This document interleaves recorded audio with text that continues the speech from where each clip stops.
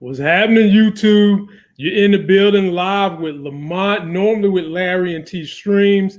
While we wait for them to get on board, let me apologize to you guys for not being here last night. Something popped up at the last minute. And when I mean last minute, I mean last minute, New York last minute. I was already set to go live. Couldn't make it yesterday, but I'm here for you guys. And this is the fresh cut my wife did. It took her 2.5 hours, but she got it done. And she did break the clippers all in the same time. But beggars can't be choosy when your barber abandons you. Tonight, we're going to start this show off with a couple of things. Topics we're discussing. Clarissa Shields versus Laila Ali. They got some beef that needs to be settled. There is a YouTuber named James Charles and another one named Corinna Kopf. They are both under fire for doing this silly TikTok game. People are up in arms about that. And we got to talk about coronavirus and our African Americans, ladies and gentlemen. It's coming out that it is destroying us, killing us at a clip faster than first thought. As a lot of us thought that because we lived near some ponds that was murky, we was immune to coronavirus. Turns out it runs along poverty lines, and we'll discuss why Blacks are dealing with coronavirus a little more than others. And we'll also discuss something that I wanted to talk about yesterday, but yesterday was the 20th anniversary of Bad Boys. I love that movie. Didn't get a chance to celebrate it yesterday, so I just want to give it an honorable mention today. And we're going to talk about MCU movies that have been pushed back. Let's go ahead and jump on. Here's my man T Streams. He done jumped in. What's good, man? T Streams, take off some gear. What is up with all that Detroit gear, man? What in the world? Man, you know I stay representing, man, through the struggles. Oh my God! Good times, but it's been a while since we had some really good times. Mm-hmm. I guess since Chauncey B and Rip Ham and all of them was doing their thing, you know. Yeah, it's pretty rough here on the national sports front. Well, don't feel bad, man. My Miami Dolphins, we ain't won nothing since 1972. Hell, I wasn't even born in 1972. Yeah. So it ain't like I can say much. But I've already done kicked off the show, and you walked in on topic number one. Laila Ali versus Clarissa Shields. And I think Clarissa Shields is a Detroit native, is she not? She's from Flint. Oh, she's from Flint. Okay. Yeah. So the story with those two is I already know. You already know the story? Yeah. Okay, let me let Larry in up on this joint. Larry. What's up, y'all? What's happening, man? You all right? Yeah, man, I'm good. So how's everything? We good, man. We already rolling. The first subject we covering is Clarissa Shields versus Laila Ali. T Streams know the story, so I'm going to let him explain it. But let me shout out 351 Cleveland, Marcus Bell, Port Gaming 2020. What's going on, my brother? The boys are all here now. T Streams, drop the knowledge on Laila Ali versus Clarissa Shields. Well, you know what? I'm gonna put it this way, man. I used to like Laila Ali when it was her time. You know, when it was her time. I think what it is that Clarissa Shields then came in, and you know she thumping heads. Yeah. You know she thumping heads for real, and I think there's a little cat scratch battle in the background going there, and a little bit of hate. But I will tell you this, though I do like Laila Ali. Right? Yes, she's been away too long. Okay, she's been away too long. The best thing for her to do is to enjoy her retirement in good standing, because the last thing she want to do is come back to the ring after all these years. And you know they've been going back and forth at it for a couple months now. I'm gonna read it to Larry once it's his turn to go, so he can know what's going on. Yeah. And so you know, Laila, she better be smart. She's been out the ring too long. She's not going to come in after all this time and think she's going to train for 3 or 4 months and jump in the ring with that girl. She gonna get her head cooked for real. And I got my own personal beef with Laila Ali. But Larry, let me read to you what's been going on, brother. All right. So, Laila Ali is 42 years old. She's 24-0. And she says she would destroy Shields because Clarissa isn't talented enough for her. Laila said that during an interview, she claimed Shields had called her a bad businesswoman, something Shields said she never did. So Clarissa reached out to Laila in her DMs to try to clear things up. A few months later, she gets a pretty scathing reply from Laila. Now, I heard Laila is petty. I've heard that. She says, "You a real punk, talking all that shit publicly, but trying to make nice in private," Shields explains. Here's another message Shields claims she got from Ali. "I'm going to teach you a whole lot of things that will make you a better fighter and person." Now, that's getting personal. Lesson number 1, learn to shut your mouth about money being there because it's not there until it's in escrow. I can see right through you and always have. So just be patient and hopefully you will have the opportunity to try and knock me out. Even though you're not even hurting these soft girls you've been fighting. That's what Laila Ali said to Clarissa. Clarissa responded, "I hurt everybody I fight, but the girls are way tougher now and they don't go down like they did when back in the day when you was boxing and they fell down on those soft bitch asses." Yep. Go ahead, give me some of that heat.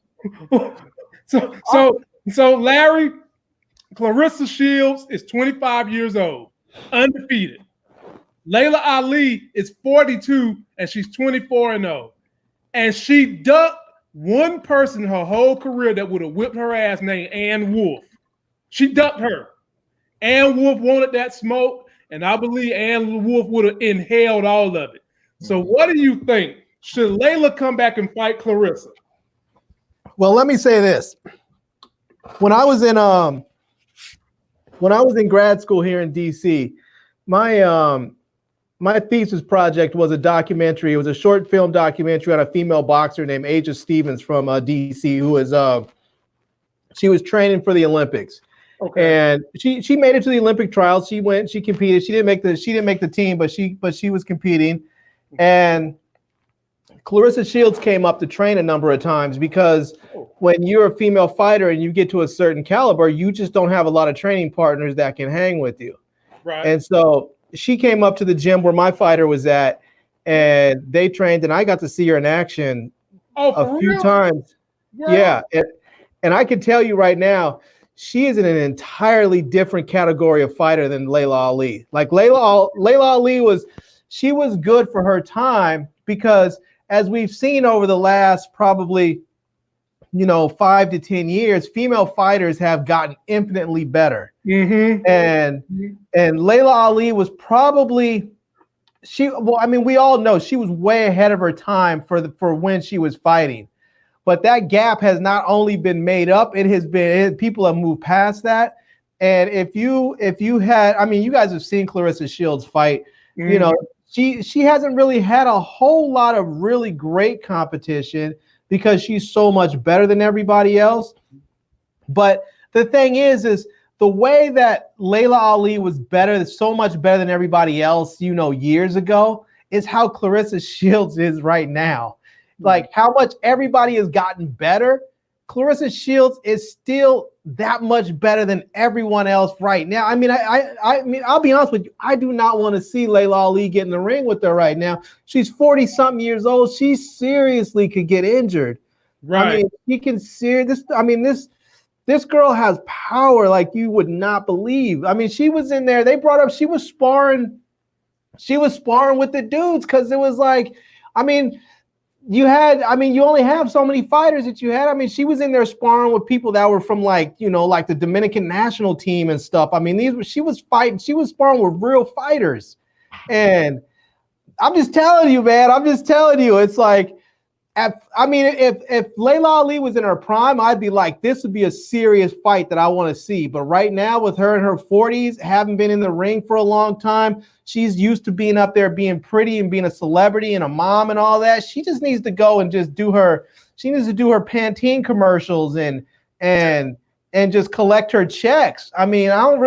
she might, I don't know, maybe she's got that same mindset that young men have. I mean, old men have. They're thinking, I can still do this, because in their mind, they're 25 years old. In their body, they're 50. And they don't realize that when you throw that punch, it's just not moving as quick as it used to. You know, when you see a punch coming, you still might have the reflexes in your eyes to see it coming, but you just can't get the arm up quick enough to block it.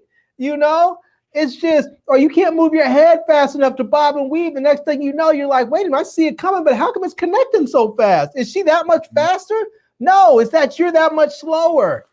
I mean, you can't be a python snake thinking you're gonna dodge my grandma with the hoe when she come out to kill it.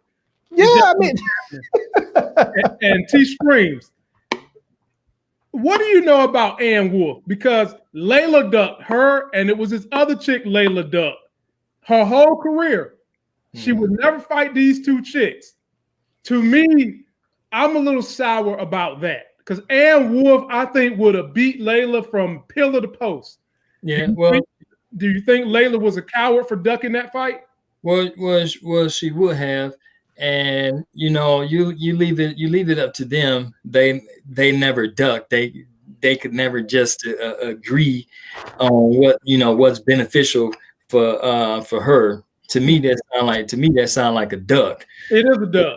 You know, yeah. So.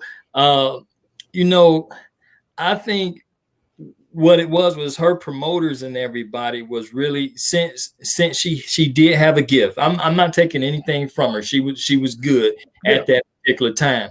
But you know, like Larry said, the women in combat sports today is so much more vicious. Mm-hmm. I mean, they so much more vicious than what they were.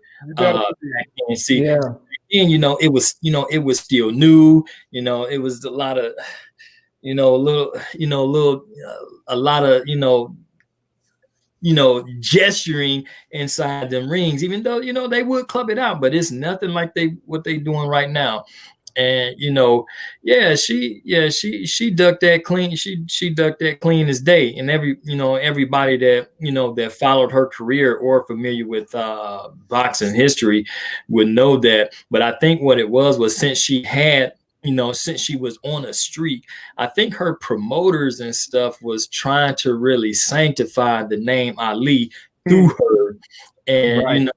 Was sort of, picking and choosing which route, nowadays they like, whatever, let's bring the heat, let's get paid. And, we're going to go ahead and bang it out. But she wasn't really like that. And so I think it was all done to preserve her name. Then it was to really pull out some good fights, because that definitely would have been a really nice fight for them to actually have. I think you hit it. I think you hit it right on the head, because I think that it's different, like with boxing versus MMA. MMA seems like they'll put your legacy on the line at any given moment. They just don't care. They'll put you in a fight and you have to maintain that legacy. Where boxing, they'll do some finagling to try and keep you up out of there. I mean, it was that whole thing, like people even talked about like Tyson and Tyson and what's his name, the dude that with the 10 kids that's always talking about he's a Christian, the one he bit his ear off of. Holyfield. Evander Holyfield. Yeah, I mean he dodged Holyfield for like damn near 10 years. I mean, if people said if there was one dude that was gonna whoop Tyson, that was gonna be it. And and I think personally he should have fought him 10 years ago when he had Cuss by his side, but he didn't, Yeah. And but it's just I think it's the same thing. It's the same thing with boxing now with it's same thing somewhat with boxing now, but it's less in MMA, where you had, like with Laila Ali, you have people trying to protect her legacy, protect her brand, because if she continues to win, if she retires as a winner, then she goes on and she can make a lot of money forever, because she's another great Ali fighter. And if she loses, then she just becomes another fighter who just won and lost. I mean, it's like McGregor. You look at him and Ronda Rousey. McGregor would have had his continued great legacy. He would have been probably damn near billionaire right now if he would have won a couple more fights and then just said, I'm out. But he didn't. He took some big fights and he lost, and now he's basically just a mid-tier fighter, you know? And same thing with Ronda Rousey. Ronda Rousey should have never taken those last fights that she had. She was up there. She started making millions of dollars, making movies and going into WWE and doing shampoo commercials. She should have never taken those other fights. She should have told Dana White, look, here's the deal. I'm gonna fight a couple of tomato cans and then I'm out. That's it. I'm just gonna take a couple of weak fighters.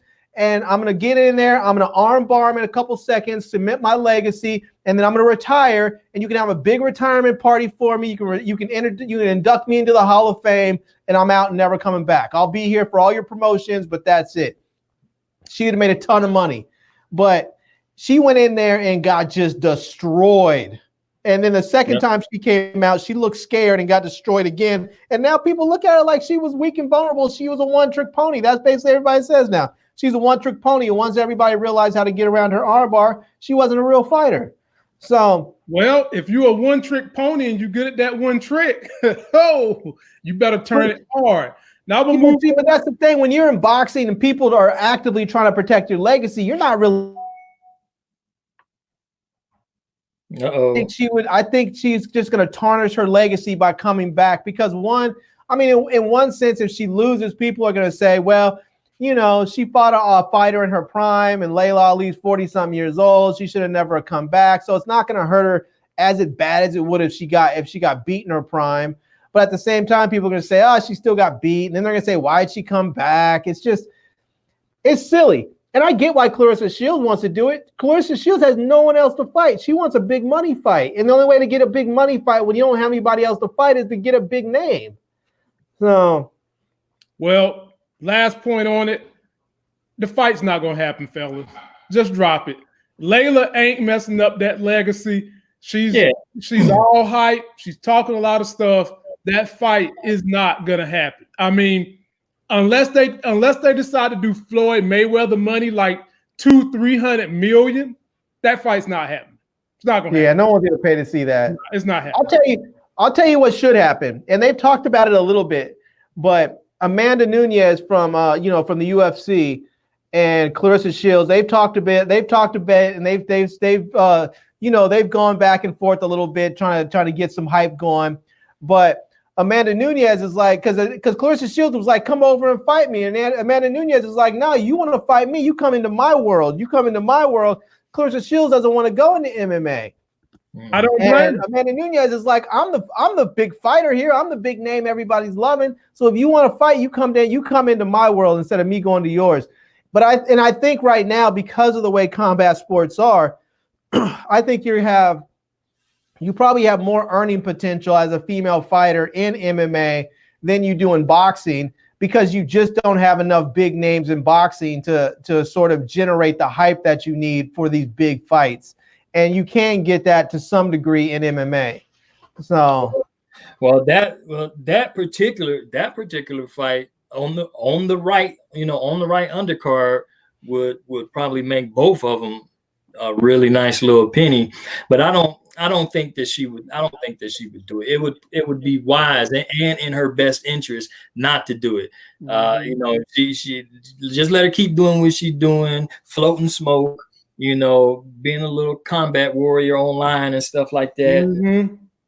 Yeah, let her stay a behind the scenes combat warrior. And speaking of combat, next subject. Are you two guys familiar with the popular social media people, James Charles, who's like a beauty YouTuber? He's a man, but he looks like a woman, and he does all the makeup and all that stuff. And he's like massively popular, like 2-3 million subscribers.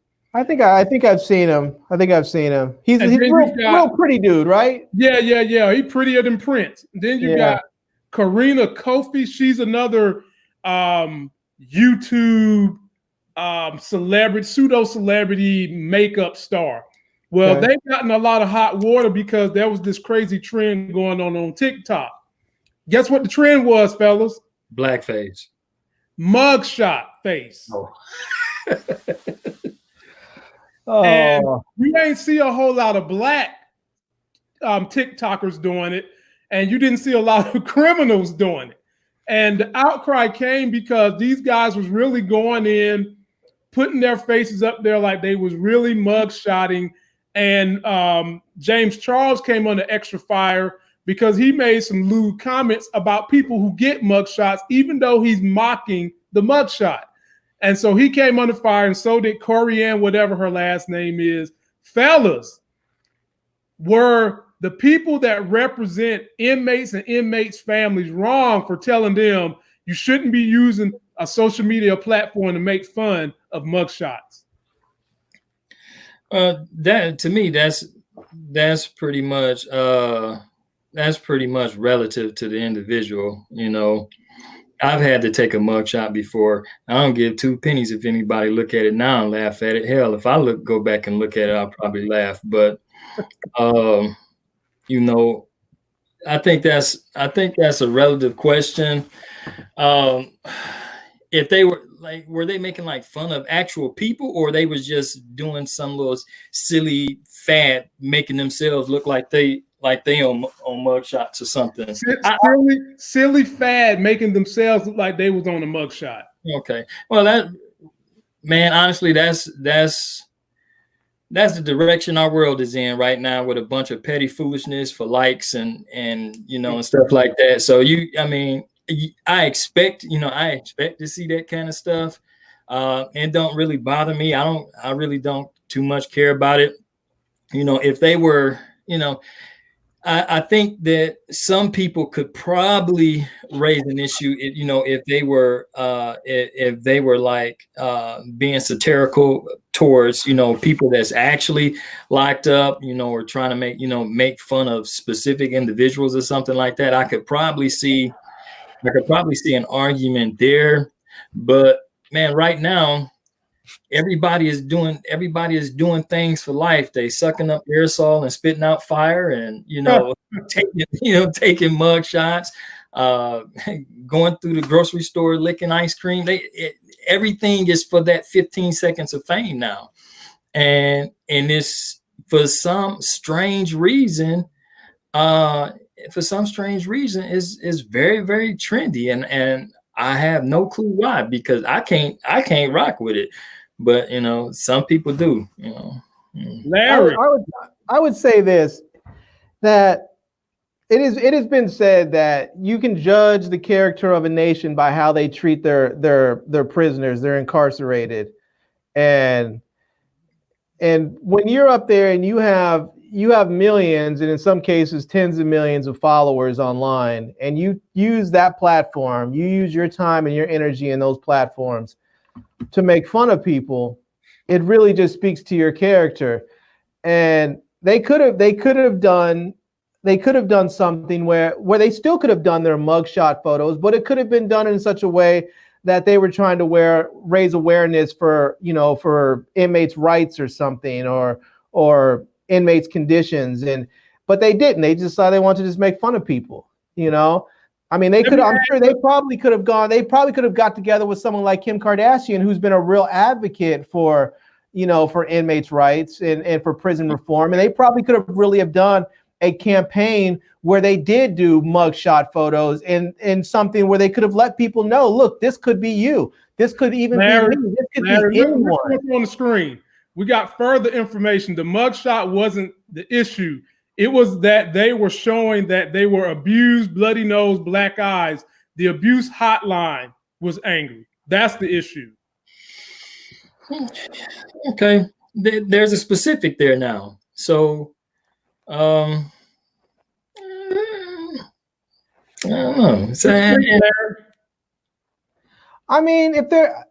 I guess I need to know more about the context. If they're trying to say that if these people were making fun of people who were abused, if they were turning abuse into some sort of trendy, some trendy hashtag thing for likes, and they weren't trying to raise awareness for a particular cause, then yeah, that's a problem. I mean, it's one thing if you're trying to say, hey, if you've been abused, then here are resources that you can call. It would even have been something else if this had been, say, famous people or people who were very popular on social media who had been abused in the past, and they were sharing their own abuse photos. This is what I looked like when so-and-so gave me a black eye. These are the bruises on my arm when so-and-so smashed it through a door. If they were sharing their personal experiences, that would have been different. But if they're just up there creating, just bullshit basically for likes, then I mean, they deserve the backlash that they get. I'll summarize it and we'll move on to the next subject by this. T-Stream, me and Larry talk about all the time the tomfoolery that go on YouTube that makes people millionaires by doing this type of thing. Mm-hmm. It's never going to change until a certain segment of our nation quits watching that. Me and Larry always talk about, as Black tubers trying to put out educational / nerdy / entertainment, it's hard as hell to come up. Mm-hmm. But they always say, let us start running around punching people in the nuts. Putting turtles in microwaves and letting them blow up or something. We'll be 2 million subscribers by next month, but that's just not the way we want to conduct ourselves, nor is that the way we want to build our brand, even though we know that in some point it could be an asset. The issue comes down to people are going to do whatever you allow them to get away with. And as long as social media continues to reward that behavior, it's not going to change. Yeah, it's going to flourish. So here's the one that bothers me the most, fellas. COVID-19 news. In the beginning, African Americans made fun of COVID-19. Some of us lived in the country, lived in dirty ponds. We played in dirty ponds. And we said jokes like, Black people, we immune to COVID-19. Fellas, I've got some dangerous information for you. As of right now, the people that are being affected the most in terms of death and infection rate are African Americans. And let me give you a statistic so that you can have a little bit more clarity on what's going on. In Louisiana, they have 14,867 corona cases. 512 were deaths. Black people make up 32% of the population. Of those deaths, 72% was by Black people. And it don't stop there. Let's go to Chicago. 70% of the deaths in Chicago are African Americans. Let's not stop there. Let's go to Detroit. In Detroit, 85% of the deaths for corona are African Americans. And in Milwaukee, 75% of the deaths are African Americans. Gentlemen, why are we getting hit with this thing worse than the other groups? Well, I'll tell you what I think. I don't think that is some government conspiracy for social cleansing. Okay. Of course not. No. All right. So what I tend to lean towards is that when you look at these, you notice that it hits harder those areas that has one, high international traffic, like major metropolitan cities and stuff like that. But then it tends to be that those cities are majorly African American populated. Okay, just like here in Detroit, we're predominantly a Black, a Black community, and then two, it tends to have its course where in lower poverty, poverty-stricken areas. Mm-hmm. So, one of the things that I see, honestly, here, just watching them bring in the refrigerated trucks up at the hospital to be able to store bodies and stuff in was a terrible sight to see earlier today. But, I think, man, it really did not have to be this severe. Right. I don't think that it had to be this severe. Just prime example, today was pretty nice. It was 72 degrees. We got out, checked our property, went to a Kroger run, and everybody was just out, just plain and Daisy Dukes, mask and all. You know what I'm saying? It was just really, it's, So the places like here, it's gonna spread pretty fast because we're not following directions like we're supposed to. And then you have it's sad, but when it hits these metropolitan areas, it's just statistically inconvenient that these places are in black, heavily black populated areas. So of course you're going to see that. You're not going to see it, too much in the, in the suburban areas, and or deep suburban areas like you would in some other areas where there's a lot of high traffic, a lot of mingling, a lot of stuff going on.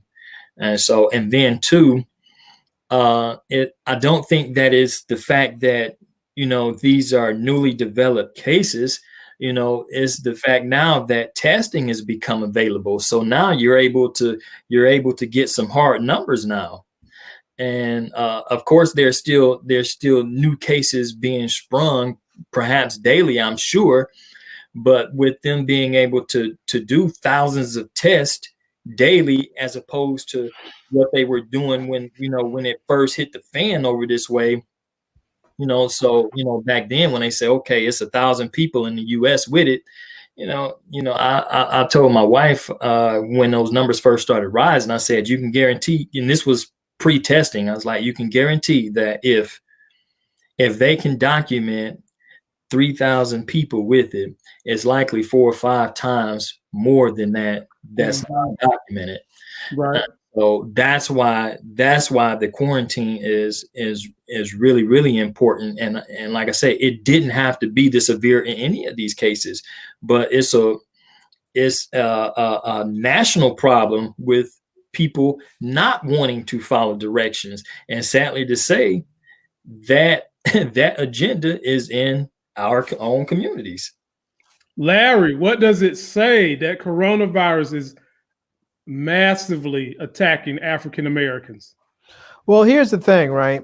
Is that, I mean, we know that that the coronavirus is that people who are most vulnerable, that are old, people who have chronic health conditions, people who have conditions that cause you to have lower immune systems, people who have respiratory diseases like asthma and others, bronchitis or emphysema, other things like that.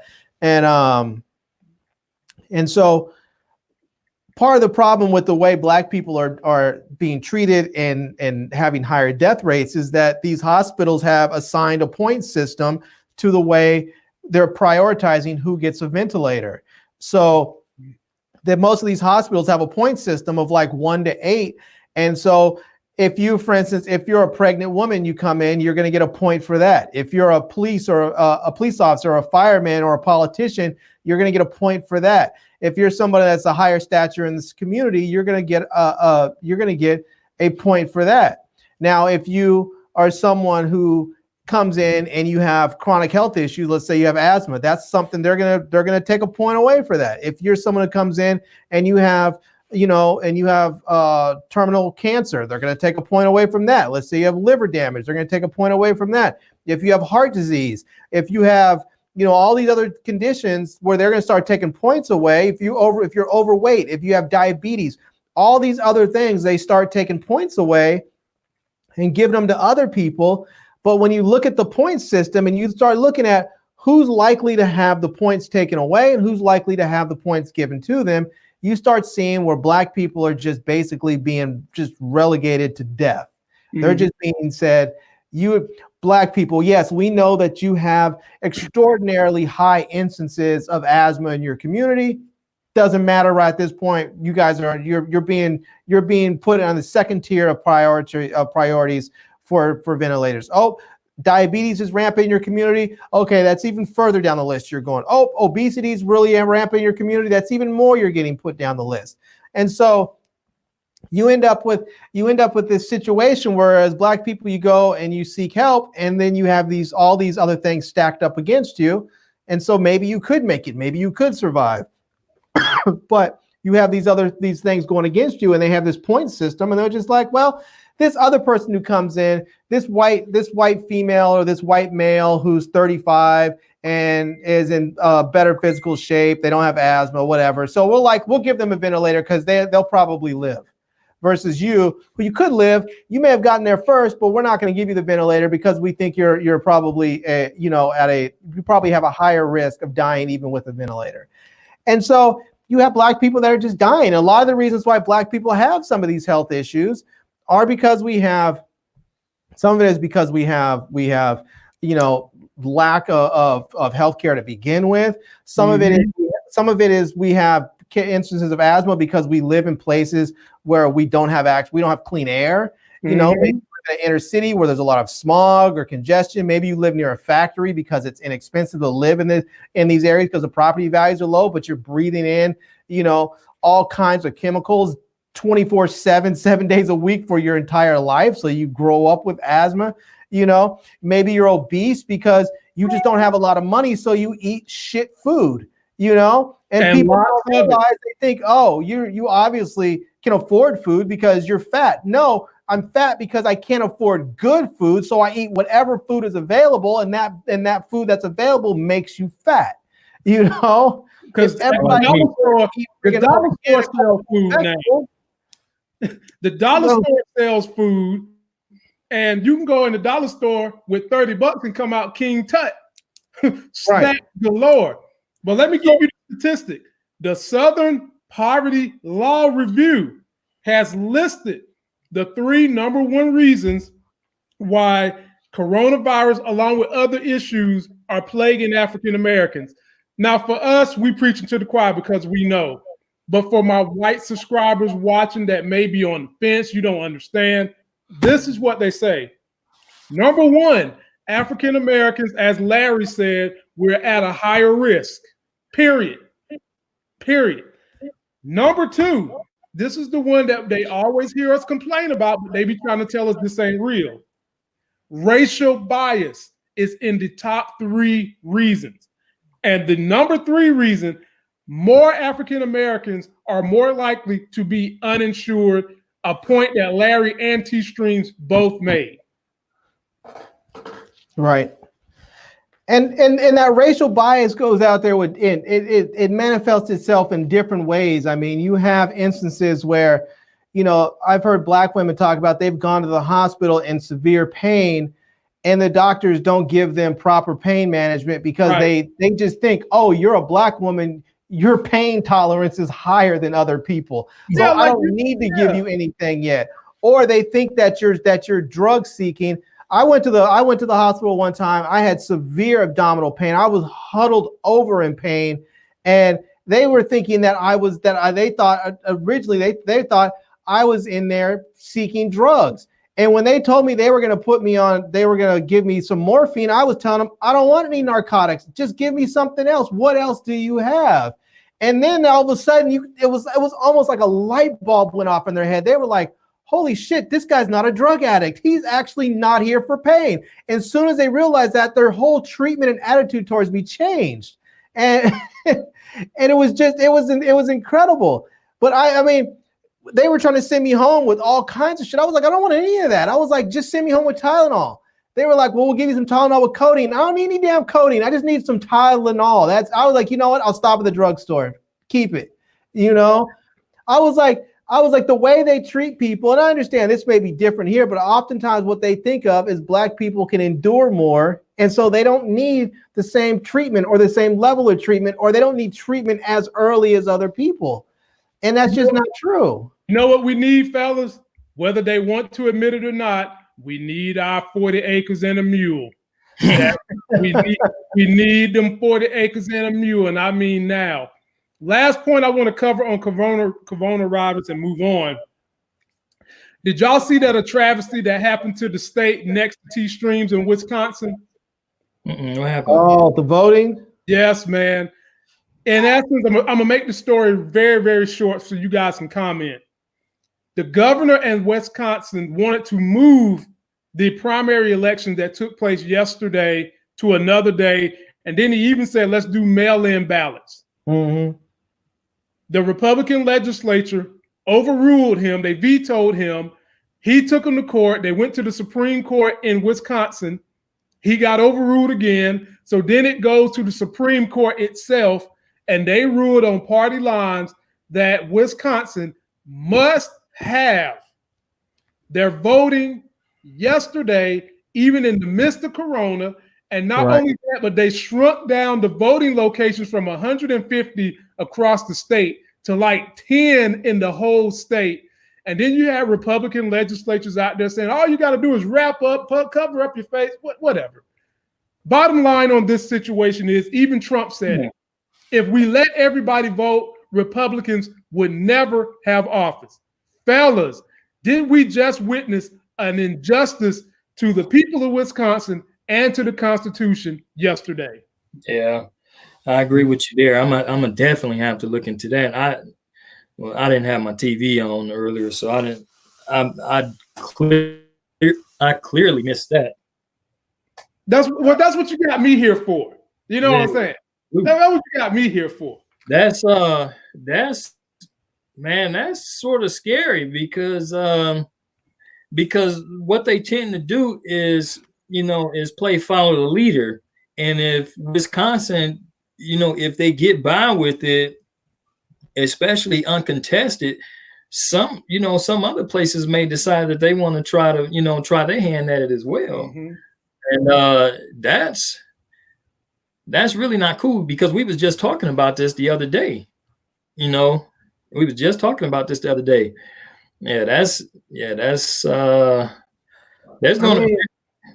to be some repercussions behind that, man. Drop something, Larry.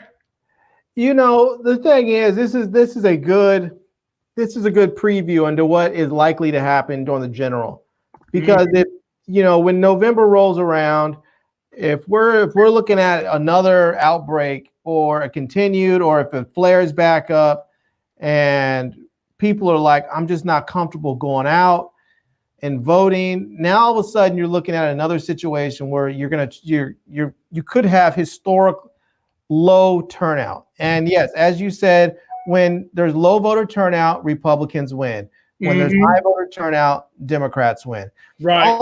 The only thing that we could possibly do is just try to tell people, look, we know it's a risk. We know it is risking your life, but you need to vote. And whether that is, and the only other thing you can do is just really say, look, in the states where you can do absentee voting, just go ahead and do absentee voting. Or for some people, like for me, a couple years back, I knew I was going to be out of town on election day because I was actually working for an organization covering election politics. And so I was, election day stuff down in Georgia. So I went to one of my early voting locations here in Virginia and voted early.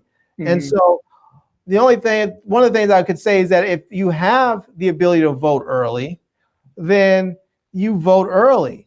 And that way you have the least likelihood of having to wait in lines, having to, come in contact with other people. You just can get there where there's as few people as possible at the polls. And I think the problem is that because a lot of people that need the time off of work to vote don't get that time off to vote except for election day. In some cases, not even then, Larry. Some cases, not even then. To me, I don't want to hear half of the hypocritical stuff that comes out of Republicans' mouths when it comes to them talking about being constitutional, doing your civic duty and all that. I don't even want to hear it no more.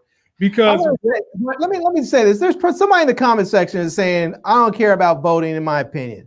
If someone who says, I don't care about voting, you have no right, none, to say anything about what happens to you or your family or this country at all. If you do not exercise your political violence, because that's what voting is, it is a peaceful form, if you could say it, of political violence. You are saying, I don't want this person, I want that person. You are actively trying to remove one person and put in another.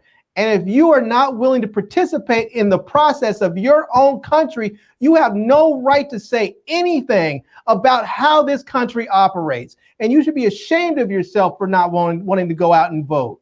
You should be ashamed of yourself for not encouraging others around you to go out and vote. People like that, they disgust me and anger me. And I'm sorry if that's one of your viewers, I know, but if he was on my channel, I would say the same thing to him. It pisses me off.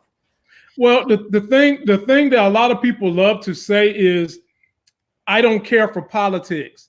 But at the end of the day, everything ties to policy, which is politics, ladies and gentlemen.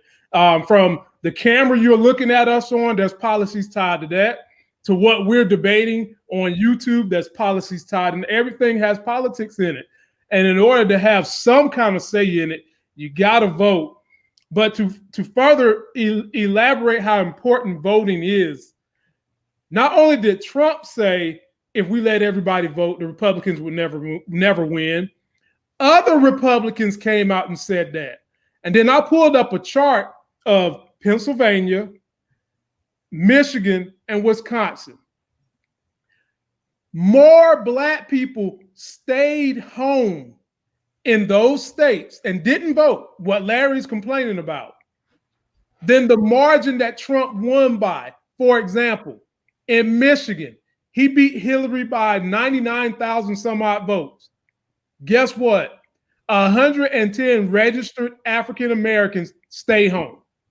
Yeah. 110,000. 110,000 stayed home. Pennsylvania, some 180,000 stayed home. He beat Hillary by like 102,000 in Pennsylvania. So when we talk about opening up voting, first of all, everybody's paying taxes anyway. We should be doing it. And everybody's supposed to have sway in the way this country goes. We're a republic with democracy. Right. And democracy means we all have a say in it, and we all need to go vote. And let me just say this to Democrats, and then I'll give it back to T Streams to finish up. When your asses win office again, you have got to change this voting day from Tuesday to a Saturday, or make it a national holiday. That should be number one. Number two, you have got to make it where it is easier for everyone to vote. That is a constitutional duty. That's number two. And number three, you have got to fix it so that people like Mitch McConnell can never block a Barack Obama from putting in the person he wants to be in the Supreme Court. Because for me, the Supreme Court is the biggest thing for why we've got to have Biden win this election. T Streams, finish us off. Yeah, man, I was just sitting here. You keep seeing me turn over to the side. I'm sitting here reading CNN concerning it, man. And this CNN is going in ham, concerning it. It said just last week that the Wisconsin Supreme Court. So I'm assuming that it's showing that these are the same ones that ruled this, shut down all jury panels for trials until after Memorial Day. Oh my Lord! But so you're gonna do that? You're gonna do that, but make people go vote? Yeah. Then it says, but it is okay to make Wisconsinites go to the polls to vote. While the National Guard was also called in to help on Monday. And then it says that out of 180 polling places, they had to go to 5 of them due to decreased number of polling locations, shortage of staff and stuff like that. So this is going to raise some definite heat, and it's going to put some pressure on the U.S. Supreme Court, because right now they are the only ones that could overturn that the state Supreme Court's ruling on that. But even T-Stream, the Supreme Court ruled in favor of the state Supreme Court. It already happened. This happened yesterday.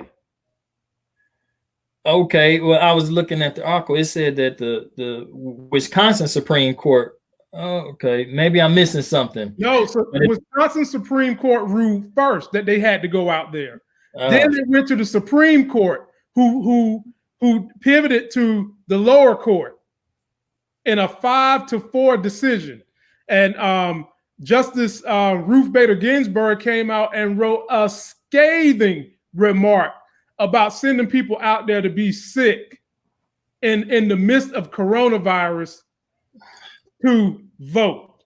I mean, she went in as only her 91-year-old God stick with that woman butt could go in. She went in on the state of Wisconsin, and she deserved to. Yeah. Yeah. So, well, I'm going to take us to something that maybe can put a little bit more pep in our step. They have pushed back several movies. Larry put me on to this game the other day. Marvel has pushed back 15 films. So if you wanted to see Black Widow on my birthday, forget it. She's coming out in November. If you wanted to see the Eternals in November, forget it. They're not coming out until February. And they pushed back some of the other films, but all Marvel had on the slate this year was Black Widow and Eternals. T-String, I'll give this to you, Larry, because you found this one. What do you think is going to happen with other major movie productions? Are they going to be pushing back? I think there's going to be some of them that get pushed back. I think there's going to be some, I think, that may look at this as an opportunity to get a little bit more attention than they would have in the past, you know, because I think because they'll know, okay, well, this big movie, like they may say, okay, we were planning on going up against Black Widow, or we were planning on going up against the Eternals, we were planning on going up against whatever. They may now say, hey, we can put this out direct to streaming, or if the theaters are back open, maybe we won't have as much competition if we release it a little bit earlier. So, I mean, I think they're going to have to, I think it's going to be played movie by movie. They're going to have to readjust their strategy. And I think they might be better off just releasing a lot of stuff direct to streaming. I'm not exactly sure how that's working out for them financially. I would like to see the numbers and how they're actually doing. You know, for me, like, because I don't generally go to the movies and just pay for individual movies because I have that AMC A-list thing. I would really like to see. Oh, Larry, did you see where a lot of AMCs is closing and going bankrupt?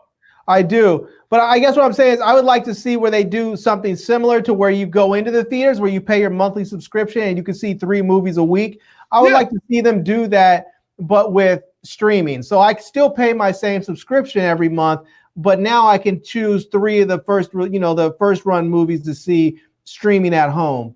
And I think if I could do that, I think it would help them. I think it may help them, you know, stay financially solvent. It would just be a different business model. I don't know how they'll work that out because I know a lot of the theaters make a lot of their money off of concessions. So I'm not sure how they could work that out. But at the same time, you may make a lot of your money off of concessions. You may lose that concession money, but you also lose all of your physical operation costs. You don't have to worry about, you know, maintaining leases. You don't have to worry about cleaning places. You don't have to worry about hiring employees to take tickets and clean the theaters and maintain the concessions.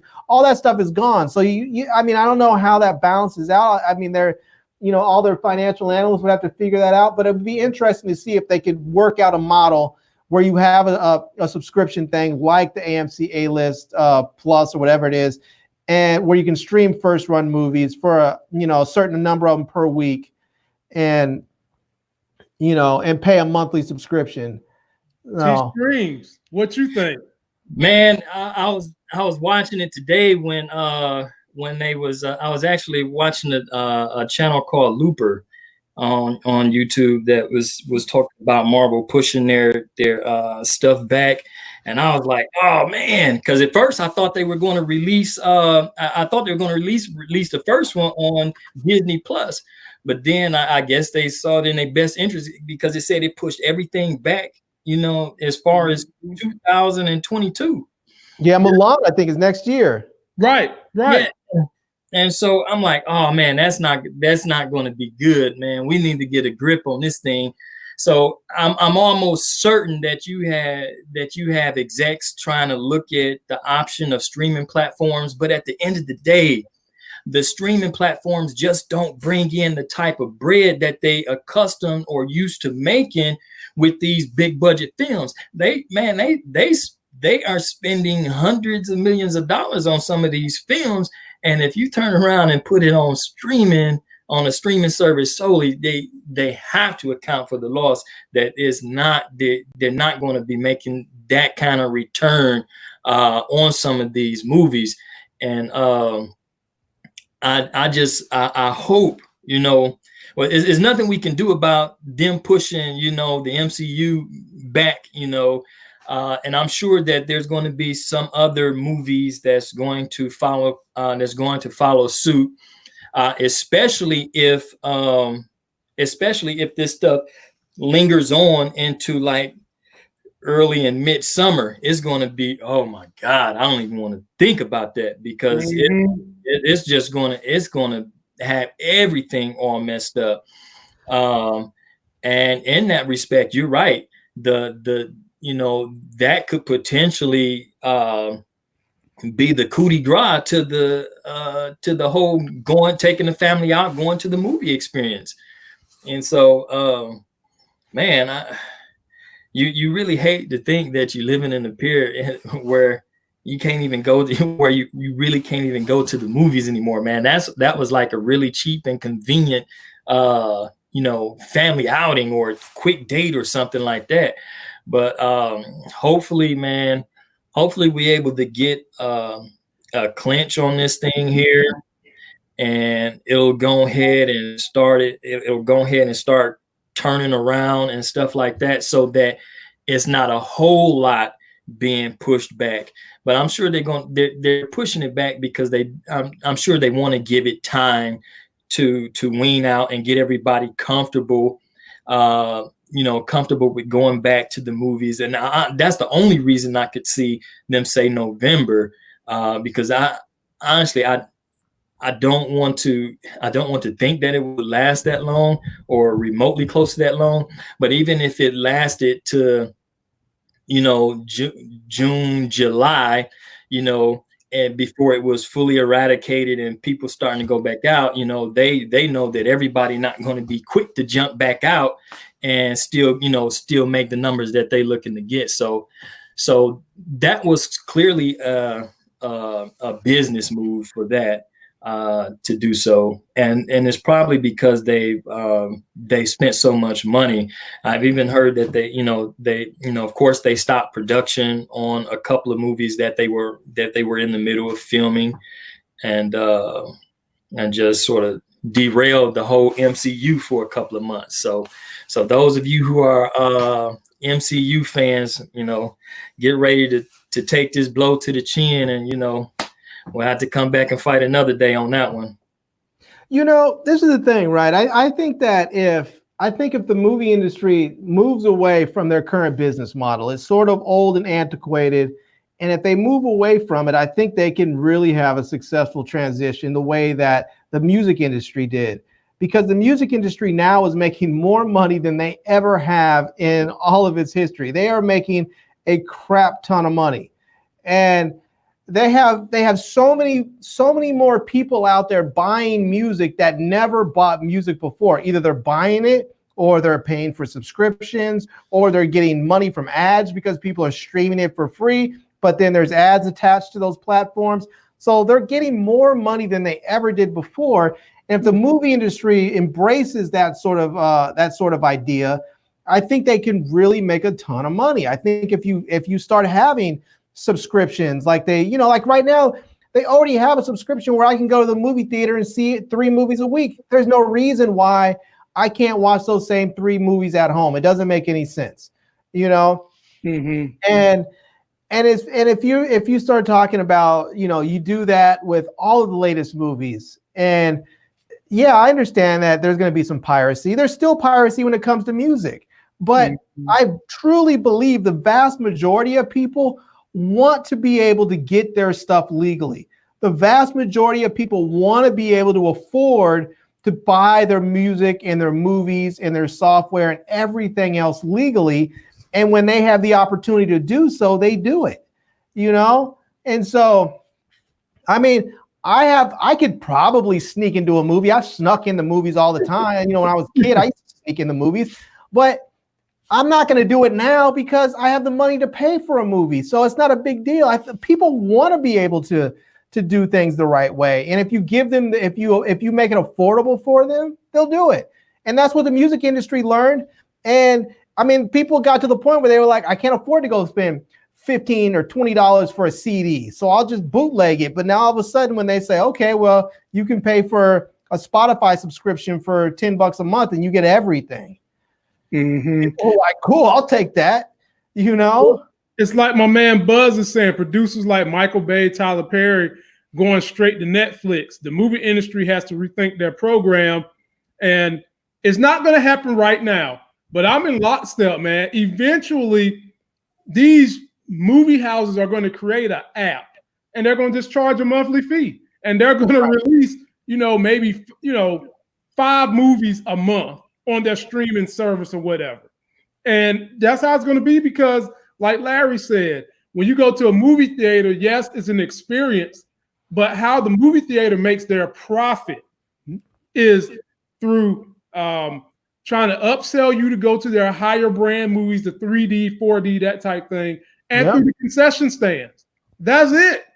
Right. They might make 25 of selling a movie ticket. They might get 10 to 15% of the movie ticket. I mean, yeah, it adds up, but that pays the bills. The overhead and the profit comes from concessions and upselling you for other stuff in the movie theater. Right. And I really wanted to see Disney, instead of pushing these movies back, trying to squeeze every dollar out of every turnip they get their hands on. I wanted them to go ahead and drop these movies, get the fans hyped, get the fans looking at something to help us overcome some of the stress people are going through with coronavirus. But no, they kicked it down the road because they trying to stretch it out for more money. We'll have to see, man. But like Larry said, if you make things more affordable, people will be more willing to go out and spend the money. Now, and I go to movies, don't get me wrong. I try to review movies up here. I go to them to enjoy the outing, to really try to soak in the movie, come back and put it on YouTube because I enjoy doing it.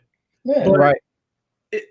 It's getting to a point now where even matinees, because I tell y'all, as an adult who works, if I don't get to that movie before 7 o'clock, I might fall the hell asleep.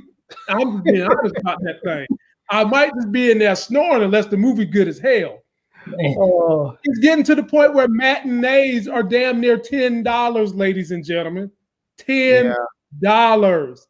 Well, that's because you live in North Carolina. They've been $10. They've been over. I think they're $11.75 here. What? Yeah, $11.75 for a matinee. I mean, when I go to the movies out here, a regular movie ticket I think is around. I think it's after tax. I think it's like $16 or something like that. And then if I want to go to Larry, for a matinee, yeah. T-Stream, what it costs you for a matinee? Man, I don't know. I don't ever go to a matinee. I don't know, but just trying to recall. I think the lowest that I've seen like film tickets is like 11 and a quarter or 11 something like that. Because normally I try to go. I'm like a 3D Dolby Atmos type person. And I'm definitely looking for the movies with that. And if I can get the shaking D-box seats, so that's my thing. That's why I'm going to be incredibly sad if they get rid of the movies. But if I'm not mistaken, I think the earlier shows are like $11 or so. Right. But think of this, right? So back in the day, people used to say, well, I really want to have the movie theater experience. And a lot of that meant that you wanted to go see it on a really large screen. You want to have the big booming sound system. So many people have that at home now. I mean, I think I have a 75-inch TV or something like that. Yeah, it's not as big as a IMAX screen, but when you're sitting as close as you are to the TV when you're at home, it feels big. It feels than it actually is. And when you have a nice sound system, and another thing that's really nice too is that when you're at home and you're watching a movie, and you need to hit pause because you have to go to the bathroom and go boo-boo, you can hit pause, you know? Hit it. Or you can be like some Siamese king and you can bring in one of those orthopedic toilets and put it right in front of the TV and be right there. What the hell go to the bathroom for? Bring your toilet right in, and you can wipe your butt when the movie is done. Just sit right on your toilet. You can do that too. You can do that too. Yeah. I'm giving y'all insight to what I'm gonna do when I'm an old man. I can't hardly get around. I'm about 120 or something. I mean, I'm not going to the bathroom. For what? No. Somebody gotta do it, man. Yeah, because when you get old, it's hard to differentiate passing gas from stuff slipping out. So yeah, I mean, don't get me wrong. I think the movie experience, the going to the theater experience, is a nice thing. I mean, the whole thing of going on dates or just getting out of the house and going, I think it's a nice thing. But I honestly, I just think that the more we move in a direction away from that, I think that people will find different ways to have that experience. Like, people complained and worried about losing the drive-in movie experience. Oh, this is going to be terrible. This is American culture. We're losing it. Yada, yada, yada. Well, we moved on from it. I mean, you end up with a whole generation of kids who never had the drive-in. They don't miss it because they never had it. You know, and it'll be the same thing with movie theaters. If they're used to watching movies at home, they'll do other stuff when they're out because they won't miss them going to the movies because they will have never had it. You know? Exactly. So, I mean, personally, I think the sooner the movie industry embraces, you know, direct, you know, day and date movie streaming, I think that they will, the more they're going to make money, just the way the music industry has made more money. You know, will there be more people watching their films? Sure. If they can get past to their idea, I can't believe we're going to let 4 people in a household watch this movie for $19.99. Yeah, you are. But guess what happens? 4 people in this one household are going to watch it, whereas maybe this household didn't go to the movies at all because it was just going to be too expensive for them, but now they are. So now you're getting income that you would have never have gotten. You know, you're getting money from people that would have never have spent money with your company before because now they can afford to actually get something from you. So, I guarantee you this, whether they do it or not, you know, it still remains to be seen. But one thing I can tell you that this, the current situation right now, definitely have them thinking about something. They're twirling some type of ideas around, and I wouldn't be surprised to see something, you know, to try to circumnavigate around all of this come up soon. Right.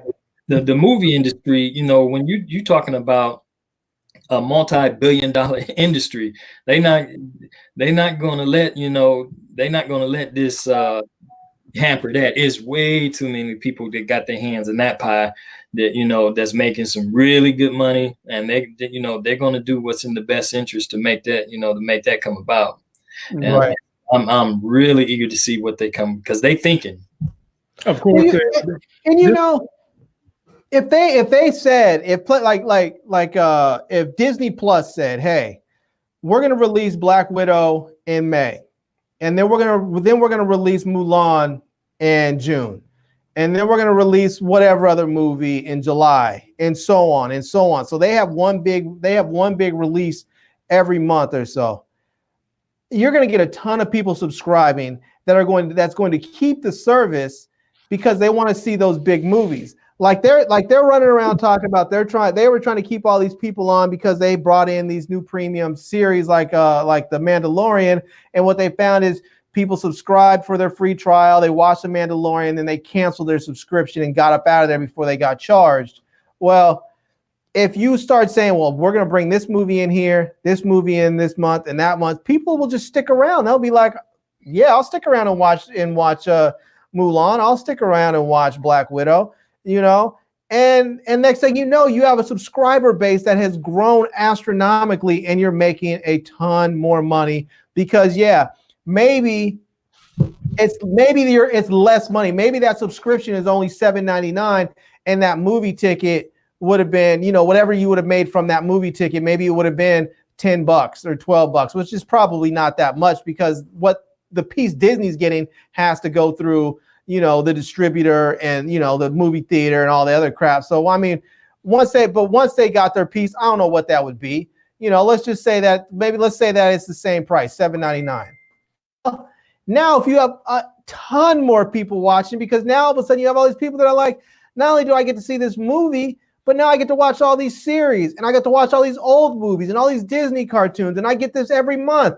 There's going to be a lot more people. I mean, Netflix is doing it. Netflix is creating original content. They have created Oscar award-winning movies that stream on their platform. They put them in a movie theater for a day just so it qualifies, and then it goes right onto their streaming platform, and they are doing fine. They are doing more than fine. And I mean, that is the business model that is going to be. And I think that the sooner the rest of these studios get on board, the sooner they're going to see the financial success that companies like Netflix are experiencing. Mm-hmm. Well, before we get out of here, fellas, I want you all to give the viewers a movie or TV show recommendation until we come back and meet on Friday. T-Streams, you first. You know what, man? I stumbled up on this, and normally I don't even touch Netflix, but I messed around and set on my remote, and Netflix came on. And so the old sat on the remote excuse, huh? Yeah, I know, right? I'm like, because you know, I normally tripped and it fell in. Oops. Larry, he's the exact kind of guy that would have said the dog ate his homework.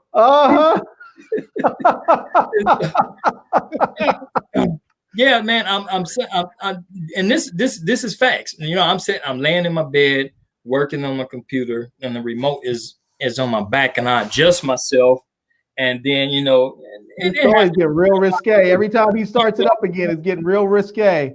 Yeah, and then it turned around and Netflix came on. I'm like, hold up. I looked on my wife. I said, Netflix? And just sort of thumbed through it. And I started looking at the layout, because honestly, I haven't looked at Netflix in years. It was probably, man, golly, maybe 2012 or 2013, the last time I actually like looked at Netflix.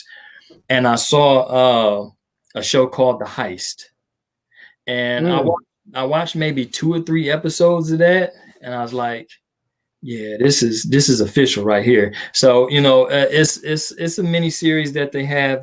It's a Netflix original. So, you know, if you guys got access to that, be sure to check that out. That's a good, you know, from what I see, it's pretty dope. It's pretty dope. Yeah. Larry, I'll have to check that out. Me too. I'm putting it on my list right here.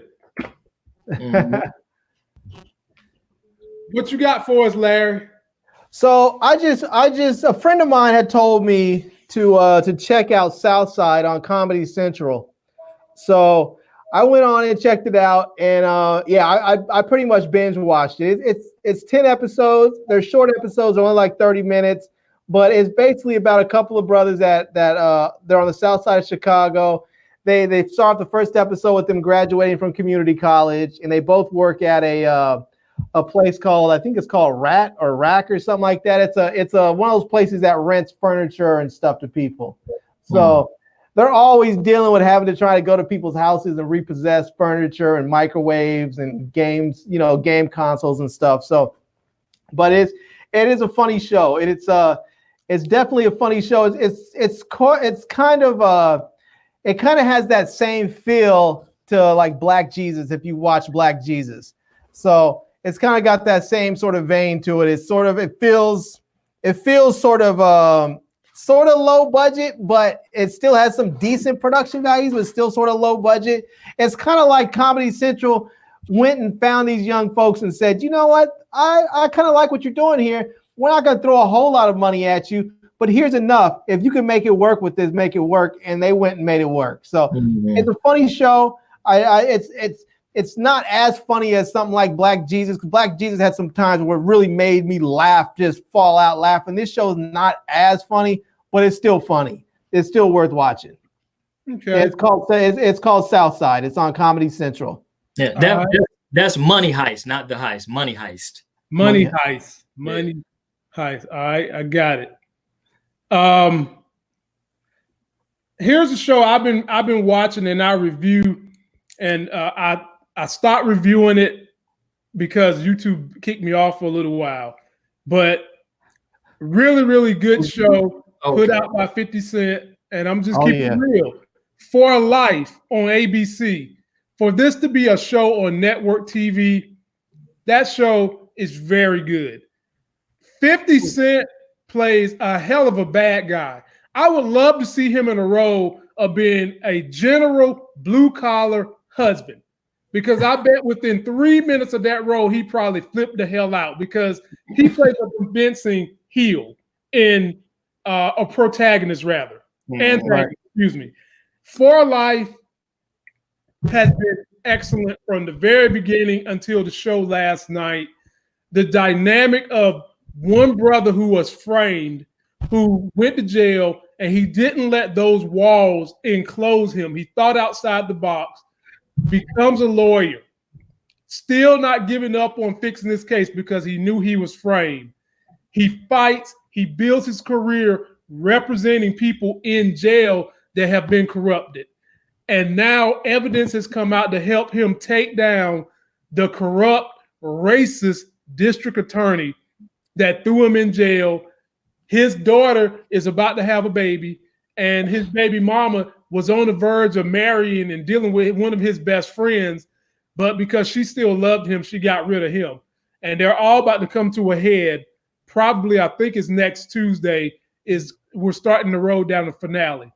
So if you haven't watched For Life and you want to see a real G based on a real story, a man who was thrown under the bus, a man who didn't have a pot to piss in, a man who fought the system and won, tune in to For Life. And that's my show.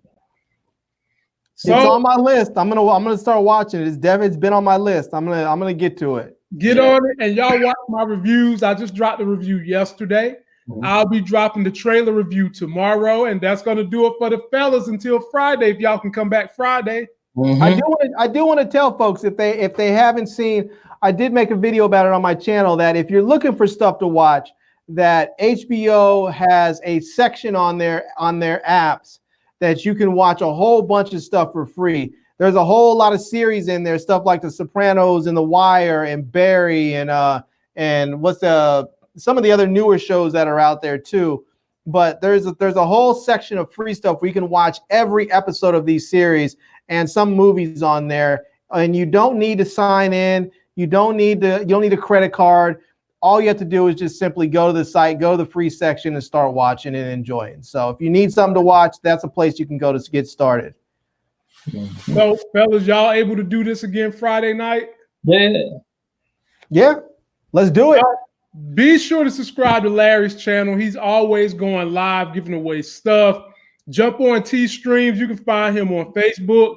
I will be back tomorrow night for the new His and Hers show, where Larry loves to come up here and troll, because he was trolling us hard last week. But people don't know what Larry's YouTube name is, and I ain't gonna say. But His and Hers show will be on tomorrow around 9 o'clock. It'll be me and Nicole debating the issues that still with men and women. And watch out for trolls in those comment sections, because boy, I know one of them was Larry. I was like, this guy made up a whole fake account up here trolling folks. I was like, but having said that, ladies and gentlemen, y'all stay safe, hold your families together. Only go out if you absolutely have to, and if you do go out, wear a mask, protect yourself. I'll be back tomorrow. The fellas will be back on Friday. And until that next Sexy as Hell video, we'll see you. Peace. Yeah, Larry, I knew that was you.